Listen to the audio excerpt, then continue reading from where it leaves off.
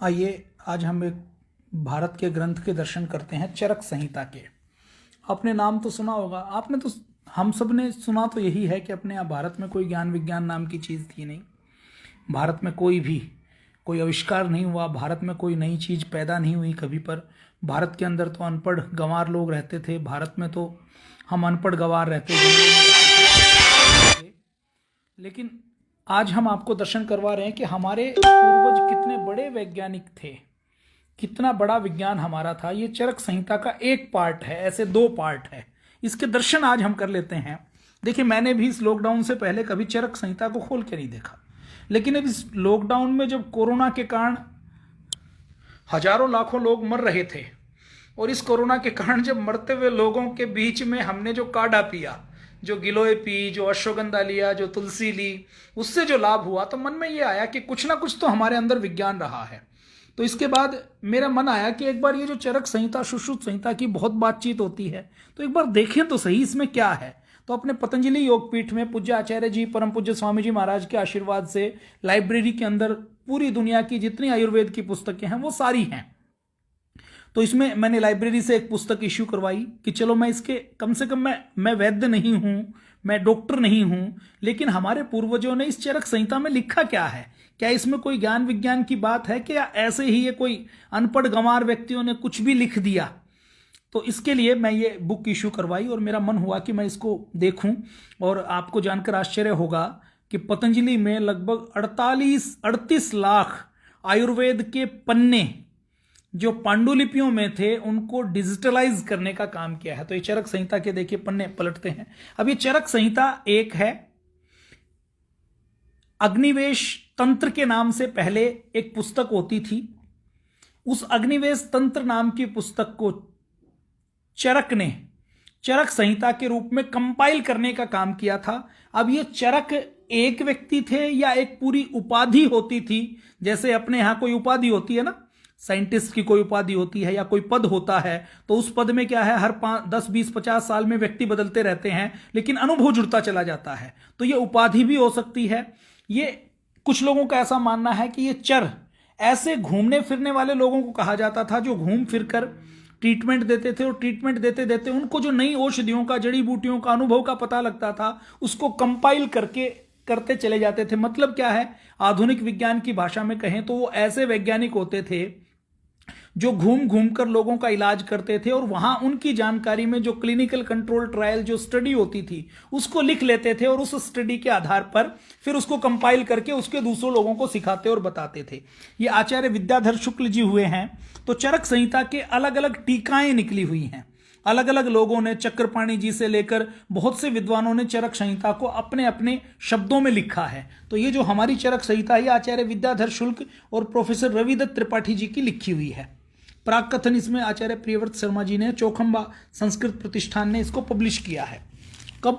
ये है तो लगभग 7000 साल पुरानी पुस्तक, कंपाइलेशन ये माना जाता है। हम मानते हैं ये 7 से 9000 साल पुराना तो पांडुलिपि के रूप में लिखा गया, लेकिन आधुनिक अगर हम यूरोप की बात करें तो वो विद्वान भी ये कहते हैं कि कम से कम 3000 साल पुराना तो है। मतलब ईसा मसीह से कम 1000 साल पुराना तो है। मतलब इसके 3000 साल पुराने होने में तो कोई संदेह नहीं है। लेकिन हमारा ऐसा मानना है कि ये ज्ञान तो बहुत पुराना चला आ रहा है, इसको कंपाइल करने का काम भी कम से कम 10,000 साल पहले हुआ है, 9000 साल पहले हुआ है। तो ये जो चरक संहिता है,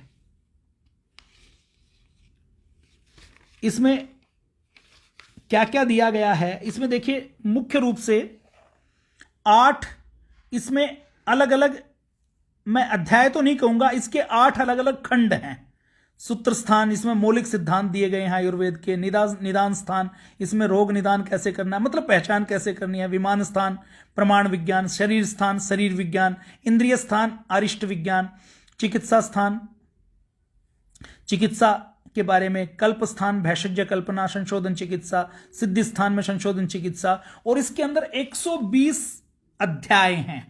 और ये जो 120 अध्याय हैं, जैसे इसमें एक सूत्र स्थान है। अब सूत्र स्थान के अंदर औषध चतुष्क क्या है, स्वास्थ्य चतुष्क क्या है, निर्देश चतुष्क क्या है, कल्पना चतुष्क क्या है, ऐसे ऐसे इनमें अलग अलग विषय लिए हुए हैं। आगे हम विषयों की बात करेंगे, जैसे सूत्र स्थान है, फिर निदान स्थान है। निदान स्थान में ज्वर कौन कौन से होते हैं, कितने प्रकार के होते हैं, रक्त, पित्त, गुल्म, प्रमेह, कुष्ठ, टीबी के बारे में दिया गया है। देखिए अभी क्या हुआ कि सुश्रुत और चरक संहिता में यह लिखा गया है कि जिनको टीबी हो गई वो बकरियों के बाड़े में रहे, बकरी का दूध पिए, बकरी जहां पर रहती है उसके बीच में ही रहे, बकरी की जो मिंगण होती है उससे अपने शरीर को लेप करके फिर स्नान करे। तो यह चरक संहिता में दिया हुआ था। अब यह जो चरक संहिता में लिखा हुआ है, अपने भारत में किसी एक व्यक्ति के परिवार के व्यक्ति कोई बाहर रहते थे दूसरे देश में, वहां पर उनकी मां की डेथ हो गई छोटे बच्चों की, तो उन्होंने कहा कि अपने यहां तो यह चरक में लिखा है कि जिसकी मां नहीं हो उसको बकरी का दूध दे दीजिए। तो उन्होंने बकरी का दूध पिलाना शुरू किया। तो विदेश में उस व्यक्ति ने बकरी के दूध की जांच की तो यह पाया कि बकरी के दूध का जो फैट कंटेंट है या जो बकरी का दूध छोटे बच्चों के लिए उपयोगी है वो वैसे ही है जैसे मां का दूध होता है।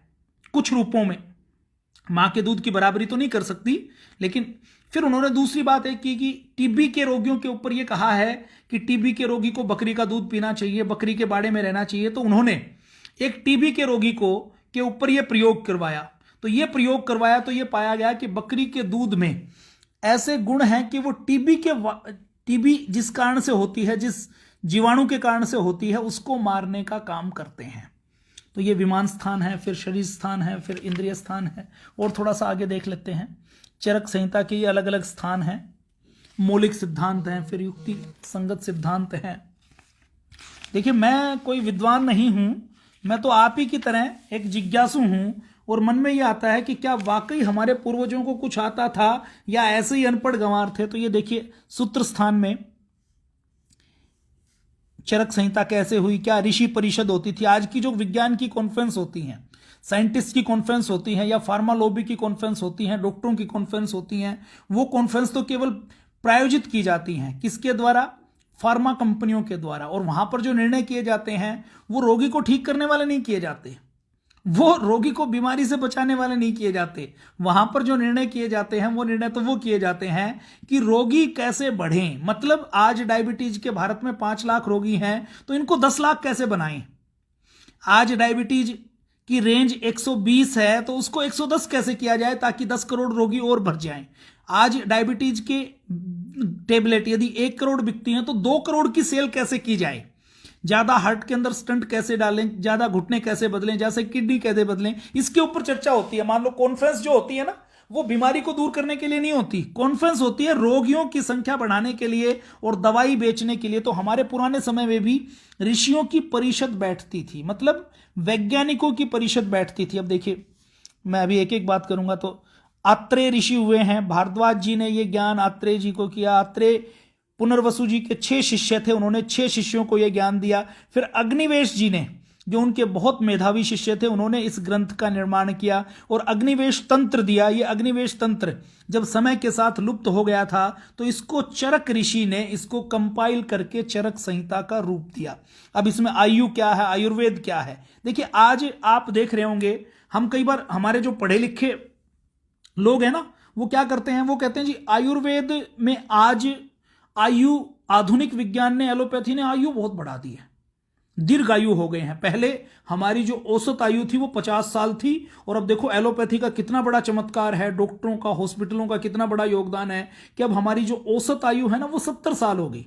अब आयुर्वेद क्या कहता है कि केवल आयु बढ़ाना ये मानवता का हित नहीं है। वो कहते हैं केवल लंबी आयु नहीं होनी चाहिए बल्कि हितायु होनी चाहिए, सुखायु होनी चाहिए, स्वास्थ्य वाली आयु होनी चाहिए। अभी आयु तो बढ़ी है लेकिन 40 साल 50 साल के बाद हर व्यक्ति बीपी की दवाई खा रहा है, हर व्यक्ति डायबिटीज की दवाई खा रहा है, हर व्यक्ति अर्थराइटिस की दवाई खा रहा है, हर व्यक्ति पेन मैनेजमेंट कर रहा है, हर व्यक्ति बोझ बनकर अपने जीवन के 70-80 साल बेड के ऊपर, टॉयलेट बेड के ऊपर करते हुए बिताता है। तो आयुर्वेद ने उस आयु को आयु नहीं माना, उसने कहा है कि केवल दीर्घायु नहीं हो बल्कि हितायु हो, बल्कि सुखायु हो, ये आयुर्वेद कहता है। आगे आयुर्वेद के अंदर लोक का आधार, त्रिदंड का सिद्धांत, फिर द्रव्य क्या है, कर्म क्या है। अच्छा, इसमें केवल भौतिक बीमारियों की चर्चा नहीं की, इसमें जो हमारा मन क्या है, आत्मा क्या है, हमारे कर्मों का किस प्रकार से प्रभाव पड़ता है, मानसिक रोग कैसे पैदा होते हैं, आरोग्य का कारण क्या है, आत्मा का स्वरूप क्या है। क्योंकि जब तक हम ये मूल नहीं समझेंगे, अब जैसे किसी को एमबीबीएस एमडी डॉक्टर बनना है, अब एमबीबीएस एमडी डॉक्टर उसको केवल गोलियों के बारे में पढ़ा दिया जाए तो वो फार्मासिस्ट तो बन सकता है, लेकिन यदि उसको डॉक्टर बनना है तो उसको हमारे शरीर के जो सारे तंत्र हैं उनको पढ़ना पड़ेगा।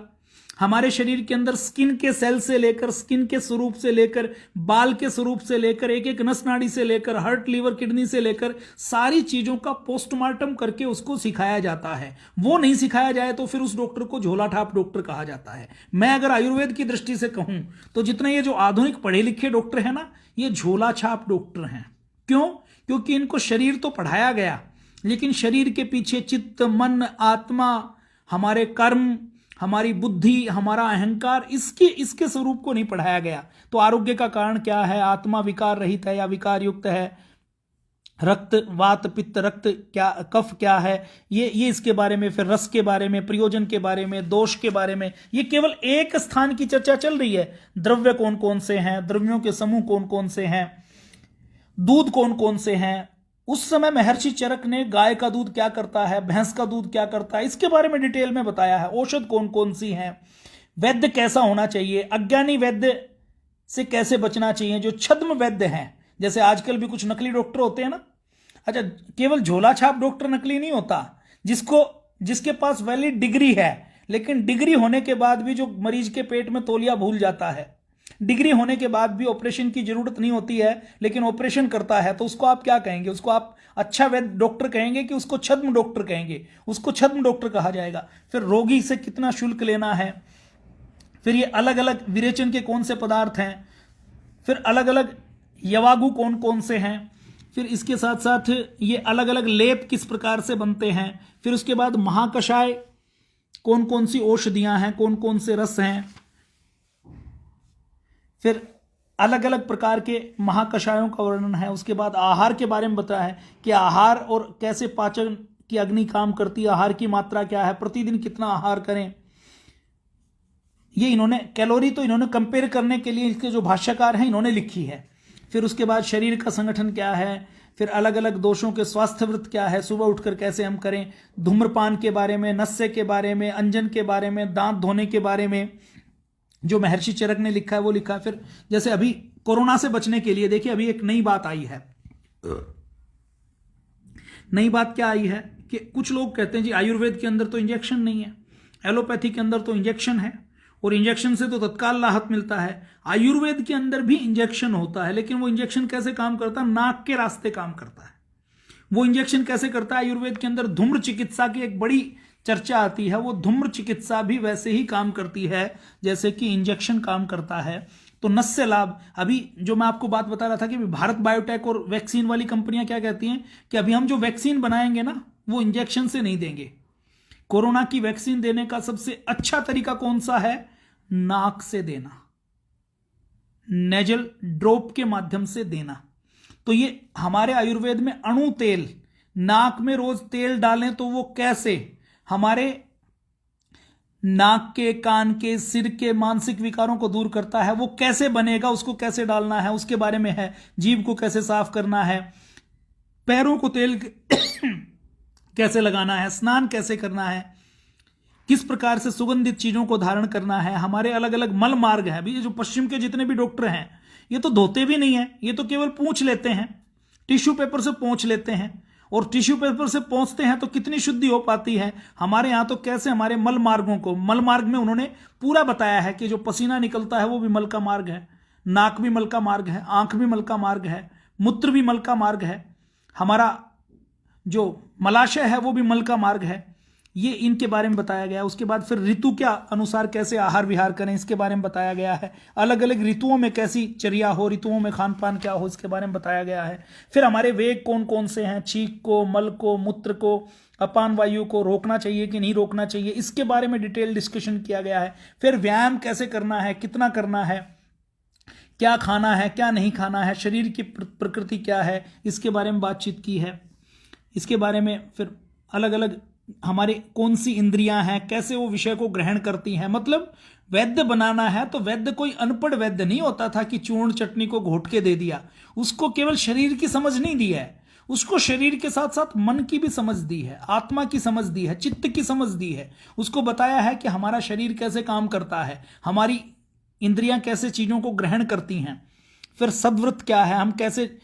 अच्छा, इसमें महर्षि चरक केवल ये नहीं कहते कि आपने ठीक खा लिया, आपने नींद ले लिया, आपने व्यायाम कर लिया तो आप ठीक हो जाओगे। वो कहते हैं कि जब तक आप सद्वृत्त का पालन नहीं करेंगे, मतलब आप जब तक सच नहीं बोलेंगे, आपके मन में किसी का हित, किसी की चोरी करने की, किसी की हिंसा करने की भावना होगी, तो आपका शरीर ठीक नहीं हो सकता। आप देखिए कितने माइन्यूट लेवल के ऊपर चिंतन किया है।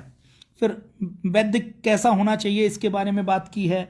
फिर अलग अलग साध्य रोग कौन कौन से हैं, असाध्य रोग कौन कौन से हैं, इसके बारे में बातचीत की है। वात रोगों की बात की है, फिर पित्त की बात की है, फिर कफ की बात की है, फिर कैसे हम अपने शरीर की ऑयलिंग करें, तेल का क्या महत्व है।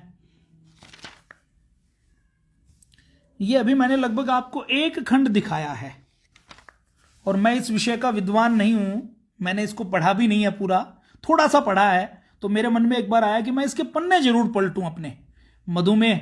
अच्छा, अभी मधुमेह तो अपने एक प्रकार का है, 12 प्रकार के अलग अलग जो प्रमेय हैं, मधुमेह है, उनकी चर्चा उन्होंने की है। मुझे ऐसा लगता है कि इस चरक सुश्रुत संहिता के ऊपर और बहुत गंभीर शोध होने की आवश्यकता है। अलग अलग विपाक, अलग अलग वर्गों की। देखिए उस समय भी कहीं ना कहीं कुछ ऐसा वर्ग होता था जो कहीं जंगलों में रहता था या जो कहीं मांसाहार करता था, तो उस मांस के भी अलग अलग चीजों का वर्णन इसमें दिया गया है। मांसाहार को प्रश्रय नहीं दिया गया, लेकिन उस समय कुछ ऐसे लोग रहे होंगे जो जंगलों में, या जो राक्षस प्रजाति के, असुर प्रजाति के लोग हैं जो मांसाहार करते होंगे, तो उनको भी बताया है कि किस किस के मांस के क्या क्या गुण हैं। फिर अलग अलग वर्ग के, पेड़ पौधों के, पत्तों के, फूलों के, फलों के वर्णन किया गया है। इक्षु वर्ग जैसे क्या कितनी डिटेल में दिया है, मैं आपको एक एग्जांपल देता हूं। जैसे मैंने ये पढ़ा, इक्षु बोलते हैं गन्ने को। अब गन्ने का रस निकाल कर पीते हैं तो क्या प्रभाव होता है, चूस कर गन्ना पीते हैं तो क्या प्रभाव होता है। गुड़ कैसा है, गुड़ के अलग अलग भेद कैसे हैं, गुड़ का कैसे हम गुड़ का शोधन कर सकते हैं। मधु के अलग अलग भेद कौन कौन से हैं, शहद कितने प्रकार के होते हैं, शहद को कितना लेना है, शहद के नहीं पचने से क्या होगा, शहद को कैसे पचाया जाए, ये सारी चीजें भी यहां पर इनमें दी गई हैं। अब ये एक सूत्र स्थान की बात की, अब ये अगला निदान स्थान है। तो आप देखें ये विषय सूची ही इतनी बड़ी है और ये केवल एक खंड है। अब देखिए मैं आपको थोड़ा सा कोई एक सब्जेक्ट में आपको दिखा देता हूं। देखिए हितायु सुखायु की मैंने बात की ना, जैसे अहितायु की बात की है, वो कहते हैं हितायु होनी चाहिए, मतलब सर्वजन हितैषी हो, लंबी आयु हो, तो निर्लोभ हो, शांत हो, विवेकी हो, सतत हो, जागरूक हो, मस्तिष्क ठीक हो। अहितायु कौन सा होता है, जो दूसरों को नुकसान करता है, दूसरों का अहित करता है, कोई क्राइम करता है, अज्ञानी होता है, मनोविकार होते हैं, विषय वासनाओं से युक्त होता है, समाज में रेप बलात्कार करता है, दूसरों के प्रति प्रेम करुणा नहीं रखता। सुखायु कौन सा होता है, दुखायु कौन सा होता है। ये देखिए एक एक चीज, एक एक पन्ना पलटते हैं तो हमें ऐसा लगता है कि कितना गहन शोध इसके ऊपर रहा होगा, कितना गहरा विज्ञान रहा होगा। चलिए मैं अब आपको जैसे एक एक वृक्ष के बारे में, एक एक